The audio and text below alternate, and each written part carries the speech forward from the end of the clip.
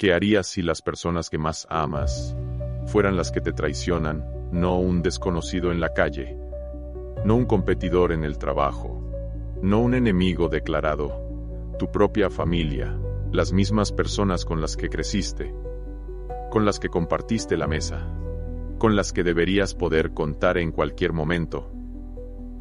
Vamos a hablar de un hombre que fue vendido como esclavo por sus propios hermanos. Lo traicionaron en el momento más vulnerable. Lo abandonaron cuando más lo necesitaba. Intentaron borrar su futuro con sus propias manos. Pero había algo que no pudieron tocar. No pudieron de su destino. Su nombre era José.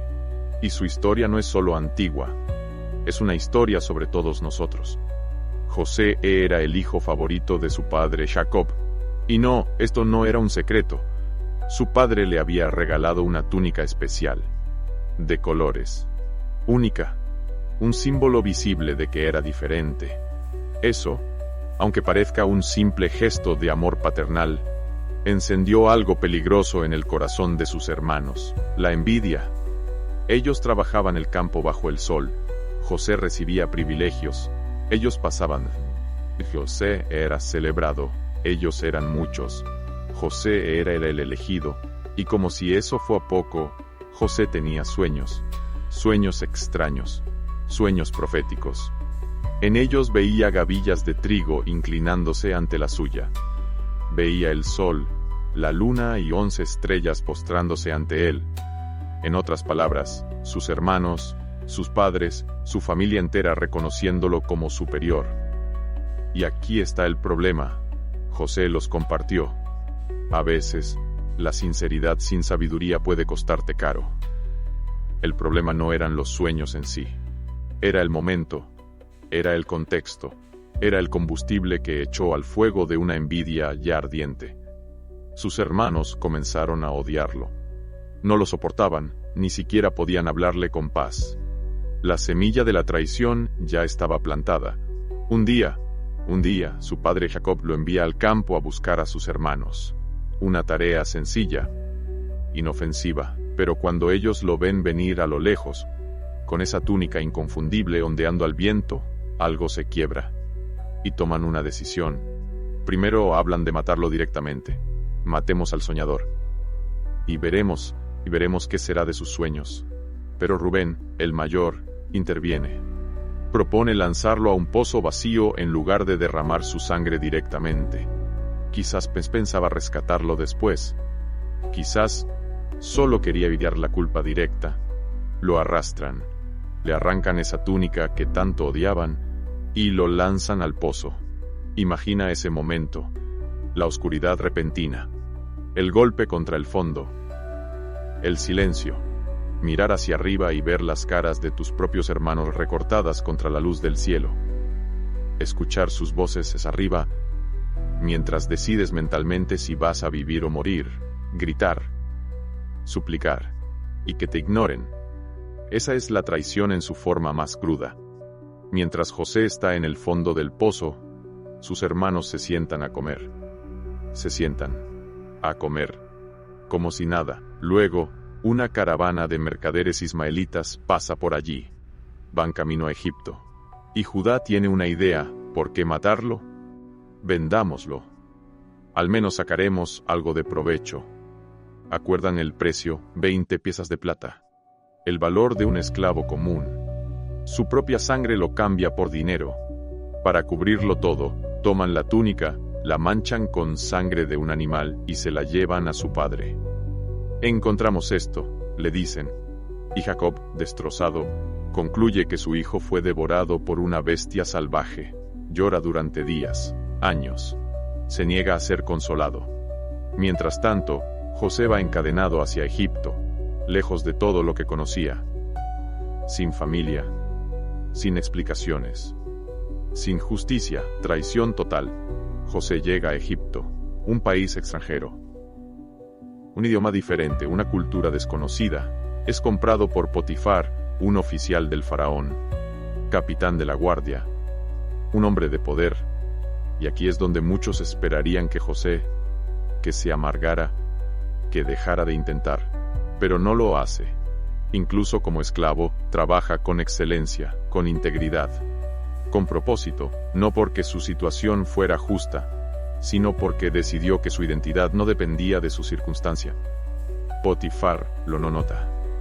Ve que todo lo que José toca prospera, y lo eleva. Lo pone a cargo de toda su casa, le da autoridad, confianza. José está reconstruyendo su vida desde cero, hasta que otra injusticia lo golpea. La esposa de Potifar lo desea, día tras día intenta seducirlo. Y José se niega, une otra vez. No porque fuera fácil, sino porque tenía principios. Porque sabía que traicionar la confianza de Potifar sería traicionarse a sí mismo.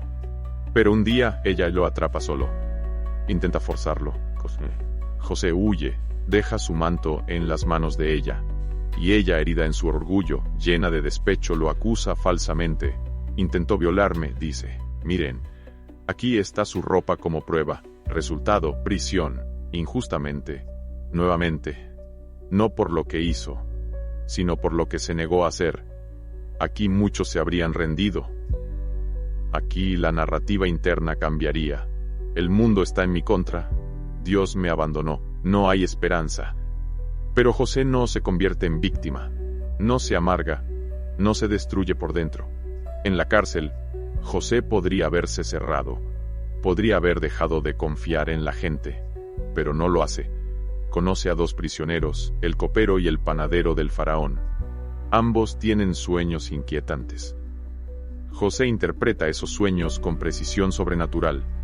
Al copero le dice, serás restaurado en 3 días. Al panadero, serás ejecutado en 3 días. Ambas predicciones se cumplen al pie de la letra. Antes de que el copero salga, José le pide un favor. Cuando estés frente al faraón, acuérdate de mí.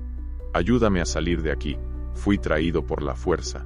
No he hecho nada malo. El copero promete recordarlo.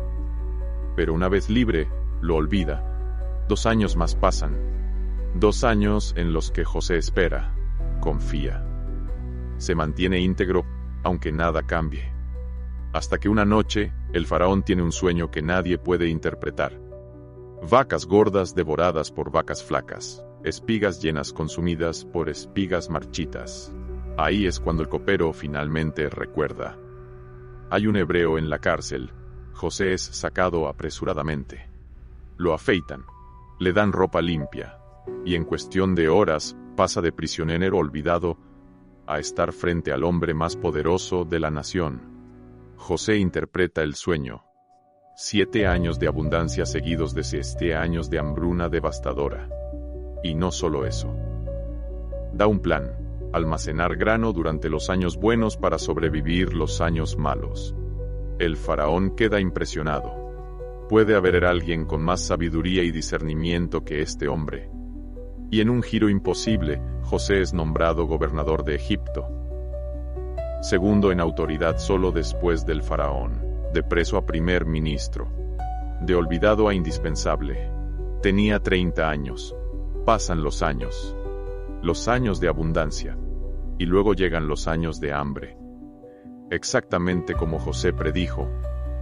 El hambre no solo golpea a Egipto, golpea toda la región, incluyendo Canaán, incluyendo la tierra de sus hermanos. Jacob, su padre anciano, escucha que en Egipto hay comida, envía a sus hijos a comprar grano.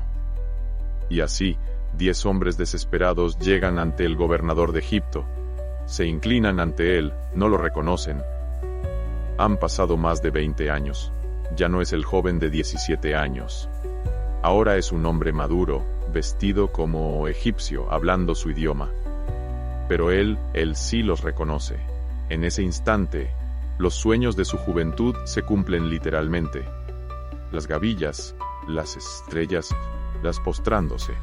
Ahora tiene poder absoluto sobre ellos. Puede vengarse. Puede destruirlos. Puede hacer que sufran como él sufrió. Puede encarcelarlos con una palabra. Puede dejarlos morir de hambre.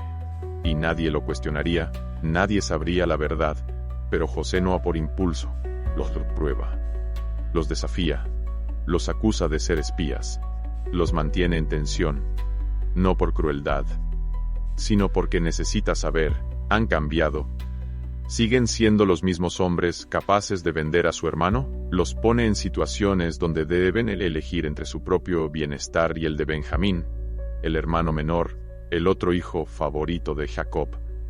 Y cuando Judá, el mismo que propuso venderlo, se ofrece a quedarse como esclavo en lugar de Benjamín, José se quiebra. Ya no puede contenerse más. Despide a todos los egipcios de la sala. Y entre sollozos, revela su identidad: yo soy José. Vive aún mi padre. Sus hermanos están aterrorizados, paralizados. Saben lo que hicieron. Saben que merecen castigo. Pero José dice algo que redefine todo. Vosotros pensasteis hacerme mal, pero Dios lo encaminó a bien, para hacer lo que vemos hoy: mantener con vida a mucha gente. Detente ahí. Analiza esas palabras. No niega la traición. No dice no fue para tanto. No minimiza el dolor. Reconoce claramente: fue mal. Intencionalmente mal. Pero también reconoce algo más profundo: el mal no tuvo la última palabra. Había un propósito mayor operando, una redención más grande tomando forma. El pozo no era el final, era el comienzo. La esclavitud no era destrucción, era preparación. La prisión no era olvido, era formación. Y en lugar de usar su poder para vengarse, perdona. Les dice: no teman, no tengan miedo, yo los sustentaré a ustedes y a sus familias. Este es el momento que separa la grandeza superficial de la grandeza verdadera. Aquí está la lección que muchos pasan por alto cuando escuchan esta historia. José no se convirtió en líder cuando recibió el anillo del faraón. Se convirtió en líder cuando decidió, en el fondo de aquel pozo, que no se amargaría. Cuando eligió, en la casa de Potifar, mantener su integridad aunque nadie lo viera. Cuando decidió, en la prisión, seguir sirviendo aunque había sido injustamente condenado. El liderazgo no es una posición. Es un carácter forjado en el fuego. La traición no definió su identidad. La injusticia no dictó su carácter. El dolor no escribió su destino. Porque José entendió algo revolucionario. No eres lo que te pasa. Eres lo que haces con lo que te pasa. A veces el pozo es preparación, a veces la prisión es el aula donde aprendes paciencia. A veces el silencio de Dios es el espacio donde se desarrolla tu confianza. José no sabía, mientras estaba encadenado, que estaba siendo entrenado para administrar una nación. No sabía, mientras interpretaba sueños en la cárcel, que estaba practicando para el momento que cambiaría su vida. El proceso siempre tiene sentido en retrospectiva. Quizás estés en tu propio pozo. No literal, pero real. Una traición que no viste venir. Una pérdida que no merecías. Una injusticia que te dejó sin palabras. La pregunta no es si te traicionarán. Vivimos en un mundo roto. Las heridas llegarán. Llegarán. La pregunta es: ¿qué harás con esa traición? ¿Te convertirás en lo que te hicieron?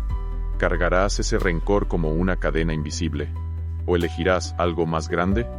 Porque puedes estar enojado y tener razón. Puedes estar herido y tener toda la justificación. Pero el enojo justificado sin procesamiento se convierte en amargura, y la amargura es un veneno que tomas esperando que el otro muera. José eligió diferente. No negó el dolor, lo sintió, lo procesó, pero no permitió que ese dolor definiera el resto de su historia, y al final, salvó a las mismas personas que intentaron destruirlo. José entendió algo que cambia vidas. El dolor puede romperte o puede pulirte. Puede llenarte de rencor o puede forjar en ti un propósito indestructible. Puedes usar tus cicatrices como excusas o como credenciales. No siempre controlas lo que otros hacen contigo. Tus hermanos pueden venderte. Tu jefe puede traicionarte. La vida puede ser injusta. Pero siempre puedes decidir quién serás después. Y esa es la verdadera libertad. La libertad no es la ausencia de traición. Es la decisión de no dejar que la traición te robe el futuro. José fue traicionado por su familia, fue acusado falsamente, fue olvidado en prisión, pero al final salvó naciones, no a pesar de su dolor, sino a través de él. Tu historia no ha terminado. El pozo no es tu destino, es tu puerta.